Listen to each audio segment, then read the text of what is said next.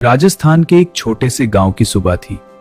इसी गांव के किसान के पीलिए फूल यारे दरे थी। मैं शहर से पढ़ाई पूरी करके अपने गांव लौट आई हूँ। कृषि विज्ञान किसानों की मदद करूंगी, जो मेरा संकल्प है। नेहा हमेशा कहती तो देसी भी मजबूत हुआ। आजकल के बारे में क्या जानेंगी? लेकिन मेथाथन के सामुदायिक बन सकती है। किसान भाइयों, खेती की क्या समस्या है? अब खेती में पहले जैसा फायदा नहीं रहा। हाँ, ये तो बहुत बड़ी समस्या है। जमीन भी पहले जैसी उपजाऊ नहीं रही। अगर हम खेती का तरीका बदल दें तो समस्या हल हो सकती है। ऑर्गेनिक खेती अपनाकर। ऑर्गेनिक खेती क्या होती है, किसानों को समझाना शुरू किया। ऑर्गेनिक खेती यानी वैसा को होती है जिसपे प्रगति नहीं किया जाता है। कंपोस्ट खाद, जीवामृत, नीम का घोल, इससे मिट्टी की ताकत बढ़ती है और फसल भी अच्छी होती है। मैं अपने खेत में इसका प्रयोग करके दिखाती हूँ। सबसे पहले खेत में गोबर की खाद डालती हूँ, फिर मिट्टी को अच्छे से जुताई करती हूँ। मिट्टी भी जिंदा होती है। अगर हम मिट्टी को जिंदा रखेंगे तो मिट्टी हमें अच्छी फसल देगी। जीवामृत की ताकत। नेहा ने किसानों को जीवामृत बनाना सिखाया।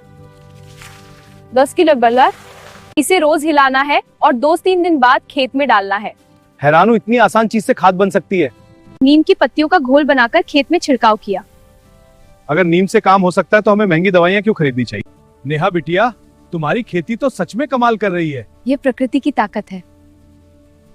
ये ऑर्गेनिक अनाज है। अच्छा दाम मिलेगा। हाँ, अब भरोसा बढ़ गया। धीरे धीरे गांव के किसान भी ऑर्गेनिक खेती अपनाने लगे। गांव की सब्जियां और अनाज शहरों में प्रसिद्ध हो गए। एक दिन सरकार के कृषि अधिकारी गांव में आए।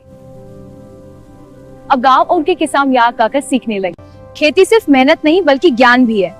अगर सही तरीके से खेती की जाए तो किसान भी सफल उद्यमी बन सकता है। नेहा की मेहनत से पूरा गांव बदल गया।